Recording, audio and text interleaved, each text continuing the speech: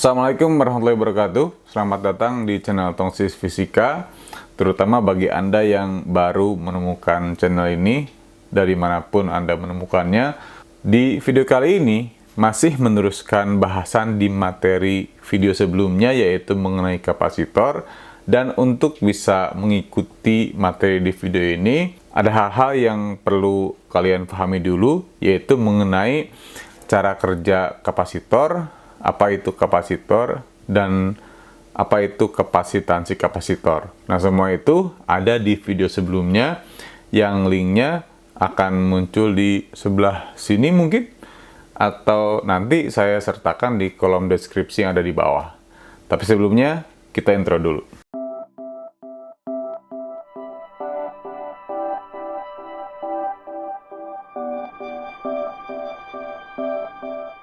Sesuai dengan judulnya, video kali ini kita akan membahas mengenai rangkaian kapasitor. Karena di kenyataannya, sering sekali kapasitor itu digunakan tidak hanya satu. Ada dua jenis rangkaian dasar, yaitu rangkaian seri dan rangkaian paralel. Di video kali ini juga masih menggunakan virtual lab untuk lebih bisa memvisualisasikan bahasannya. Kita langsung saja ke virtual lab-nya. Link virtual lab-nya nanti juga akan saya sertakan di kolom deskripsi di bawah, sehingga apa yang saya lakukan di sini juga bisa kalian lakukan juga sama dengan apa yang saya lakukan.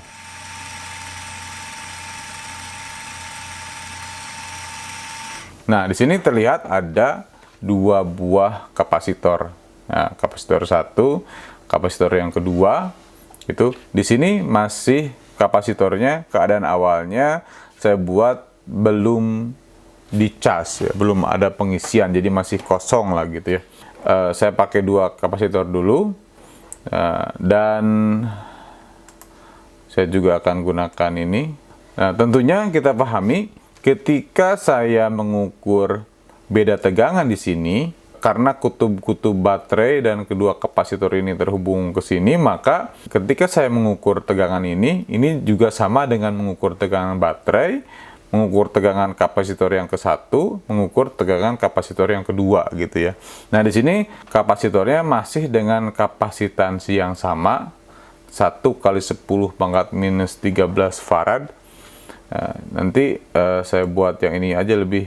Oke, saya buat 2 kali 10 pangkat minus 13 farad gitu ya.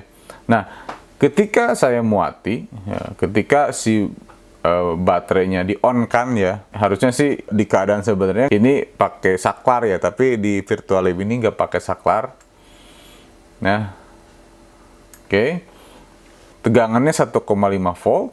Seperti biasa, pengisian kapasitor ini akan berhenti ketika tegangan kapasitor yang di sini sama dengan tegangan baterai.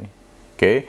Nah, sama juga dengan rangkaian paralel di resistor ya. Kalau rangkaian paralel di kelistrikan itu hal yang samanya itu adalah tegangannya. Nah, itu artinya ketika sudah seimbang begini, sudah berhenti pengisiannya, tegangan baterai itu sama dengan tegangan di kapasitor yang ke-1 sama dengan tegangan di kapasitor yang kedua. Perhatikan bahwa muatan yang tersimpan di kapasitor yang ke-1 ya, itu lebih banyak nih, merah-merahnya, positif-positifnya lebih banyak dibanding muatan yang tersimpan di kapasitor yang kedua. Yang bisa difahami itu karena kapasitansi yang kapasitor yang ke-1 lebih besar dibanding kapasitansi kapasitor yang kedua. Diulang lagi tadi, ini kalau dari 0, tegangannya 0, oke. Nah, tegangannya kemudian dibuat 1,5 volt.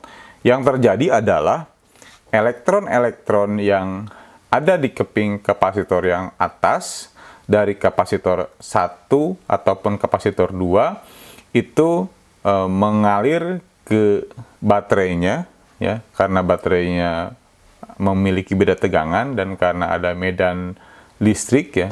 Lalu kemudian elektronnya menyeberang ke sini, lalu kemudian sebagian muatan negatif atau elektron akan tersimpan di keping kapasitor yang ke-1 dan sebagian lagi tersimpan di keping kapasitor yang kedua. Sehingga jumlah muatan keseluruhan yang tersimpan adalah muatan di kapasitor yang ke-1 ditambah dengan muatan yang tersimpan di kapasitor yang kedua. Sedangkan dari persamaan kapasitansi kita ketahui di video sebelumnya bahwa kapasitansi itu adalah jumlah muatan per beda tegangan gitu. Atau C sama dengan Q per V. Nah, dari sini kita bisa buat bahwa Q sama dengan C kali V gitu. Nah, karena tadi muatan totalnya adalah muatan di kapasitor ke-1 ditambah muatan di kapasitor yang kedua, nah, maka muatan totalnya itu adalah berarti C dikalikan V, kapasitansi total dikalikan tegangan keseluruhan, sama dengan C1 V1 tambah C2 V2 berarti ya. Tadi juga difahami bahwa jika dirangkaikan secara paralel, maka tegangan totalnya itu sama dengan tegangan di kapasitor yang ke-1 juga tegangan di kapasitor yang kedua. Sehingga tegangan yang ini nih bisa kita coret nih. Nah, sehingga kapasitansi total ya dari kedua kapasitor itu adalah kapasitansi yang ke-1 tambah kapasitansi yang kedua ya. Di C totalnya itu adalah C1 ditambah C2 kalau dua kapasitor. Kalau 3 kapasitor berarti tinggal tambah saja C1, C2, C3 dan begitu seterusnya selama mereka dirangkaikan secara paralel gitu. Nah, dari sini kita bisa melihat karakternya bahwa jika dirangkaikan secara paralel, kapasitansi totalnya adalah penjumlahan dari masing-masing kapasitansi. Itu juga berarti bahwa kapasitansi totalnya itu akan selalu lebih besar daripada kapasitansi setiap satu kapasitornya. Kita lihat lagi di virtual lab-nya. Kalau saya checklist bagian total kapasitansinya dan muatan yang tersimpannya. Nah, coba misalkan saya buat hanya satu kapasitor saja. Nah, oke. Di sini dilihat bahwa kapasitansinya segini dan muatan yang tersimpannya segini. Ya. Nah, kalau tadi 2 diparalelkan, nah yang ini, maka nilai kapasitansinya bertambah dan muatan yang tersimpannya juga bertambah. Jadi, jika 2 kapasitor digabungkan secara paralel, maka di tegangan yang sama itu akan menyimpan lebih banyak muatan ya, sehingga kapasitansinya akan bertambah. Itu kalau paralel. Nah, bagaimana kalau kapasitor ini dirangkaikan secara seri?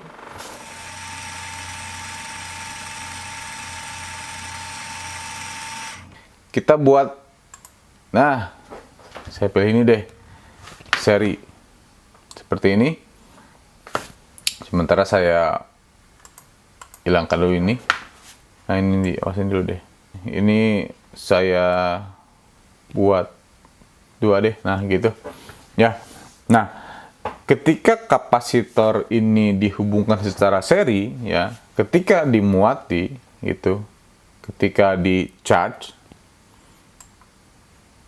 nah, gitu, ya, ketika di charge, maka yang terjadi adalah muatan negatif yang di keping kapasitor yang ini akan mengalir ke kutub baterai yang positif, ya. Lalu kemudian terus dipompa ke sini menuju keping yang ini, yang negatif yang ini, ya. Sehingga keping yang ini nih, ya, ini muatannya positif, ya, jadi keping positif, dan yang ini jadi keping negatif. Beda halnya tadi dengan rangkaian yang paralel, ada 2 plat yang, kalau kapasitornya 2 ya, ada plat lain gitu yang digunakan untuk menyimpan muatan. Nah, kalau ini tidak ada plat lain yang digunakan untuk menyimpan muatan. Sehingga, nah, plat yang ini negatif, plat yang sebelah atas positif. Nah, yang terjadi adalah ketika ini negatif, maka plat satunya lagi, muatan negatifnya akan tertolak. Ya, akan tanda kutip terusir gitu ya. Karena ini muatan negatif. Oke, maka muatan negatifnya akan tertolak menuju ke sini. Di sini ditolak, di sini ditarik karena ini muatannya positif. Oke, sehingga muatan negatifnya dari kapasitor yang kedua ini akan menuju kapasitor yang ke satu dan berkumpullah muatan negatif di sini. Di sini kepingnya ini ditinggalkan oleh muatan negatifnya sehingga keping kapasitor yang kedua yang bagian atas ini akan menjadi positif. Karena tadi elektron yang di sini meninggalkan dan mengisi kepingan yang di sini, maka muatan yang di sini pada akhirnya akan sama dengan muatan yang di sini. Terlihat bahwa di sini pun jumlah positif-positifnya sama. Nah, kalau di seri itu muatan yang di kapasitor yang ke-1 sama dengan muatan di kapasitor yang kedua. Yang berbedanya apa? Yang berbedanya adalah tegangannya. Nah, kita pahami bahwa rangkaian seri itu adalah rangkaian pembagi tegangan. Jadi ketika ini sumber tegangannya adalah 1,5 volt, maka 1,5 volt itu dibagi dua nih. Satu di sini, satu untuk ini. Coba kita lihat, ini 1,5 volt, saya ukur lagi nih. Nah ya, 1,5 volt. Nah, yang ini tegangannya adalah 1 volt dan yang ini tegangannya adalah 0,5 volt. Betul ya? Yang ini 1 volt, yang ini 0,5 volt, jadi 1,5 volt. Kalau tadi di rangkaian paralel itu tegangannya sama, ini tegangannya justru tidak 1,5 tapi terbagi dua sehingga lebih kecil. Nah, sehingga jumlah muatan yang tersimpannya itu lebih sedikit. Tadi ya, bahwa tegangan totalnya itu, tegangan keseluruhannya itu adalah tegangan di kapasitor yang ke-1 ditambah dengan tegangan di kapasitor yang kedua. Dan jumlah muatan di kapasitor yang ke-1 itu sama dengan jumlah muatan di kapasitor yang kedua. Kita lihat dari tegangannya nih, ya. Berarti V total itu sama dengan V1 tambah V2 gitu ya. Sedangkan dari persamaan kapasitansi yang C sama dengan Q per V itu, berarti kalau V sama dengan Q per C gitu ya. Oke, nah, sehingga V total itu berarti Q total per C total. Sama dengan Q1 per C1 tambah Q2 per C2. Ingat tadi bahwa di rangkaian seri itu muatannya sama. Sehingga muatannya Q-nya bisa kita coret-coret. Nah, sehingga pada kapasitor yang dirangkaikan secara seri, menjadi begini, 1 per C total sama dengan 1 per C1 tambah 1 per C2. Coba perhatikan, dari sini kita pahami berarti bahwa kapasitansi keseluruhan ketika dua kapasitor ini digabungkan, itu justru nilai kapasitansinya menjadi lebih kecil dari kapasitansi penyusunnya. Beda dengan tadi, kalau dirangkaikan secara paralel, itu kapasitansinya bertambah besar, kapasitansinya. Tapi kalau dirangkaikan secara seri, kapasitansinya justru akan lebih kecil. Gitu ya. Oke. Sekali lagi, tadi kalau kapasitor dirangkaikan secara paralel, maka kapasitansi totalnya adalah C1 plus C2 plus C sampai C ke N gitu ya.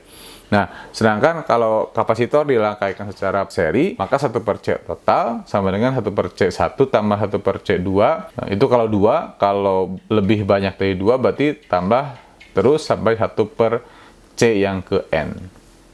Itu kiranya bahasan mengenai rangkaian kapasitor. Dan kapasitor yang kita bahas masih kapasitor yang keping sejajar dan juga kapasitor yang belum ada bahan dielektriknya. Jadi di antara keping sejajarnya itu masih udara gitu.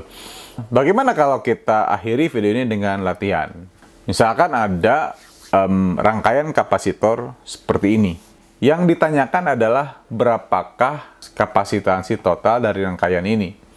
Nah, yang bisa kita lakukan, karena ini sudah rangkaian kombinasi antara seri dan paralel, adalah kita urai dulu satu persatu. Ya. Coba perhatikan, di sana ada kapasitor yang kedua dan kapasitor yang ketiga, itu dirangkaikan secara paralel. Nah, kita paralelkan dulu, ya. C2 itu adalah 1 mikrofarad dan C3 itu adalah 3 mikrofarad.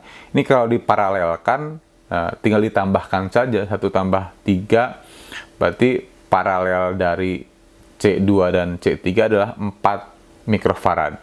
Nah, di bawahnya juga ada C4 dan C5. Itu juga kita paralelkan terlebih dahulu, ya. Tinggal ditambah saja kalau paralel. C4 6 mikrofarad dan C5 2 mikrofarad, 6 tambah 2 jadi 8 mikrofarad, sehingga nanti kapasitor penggantinya menjadi seperti ini nih.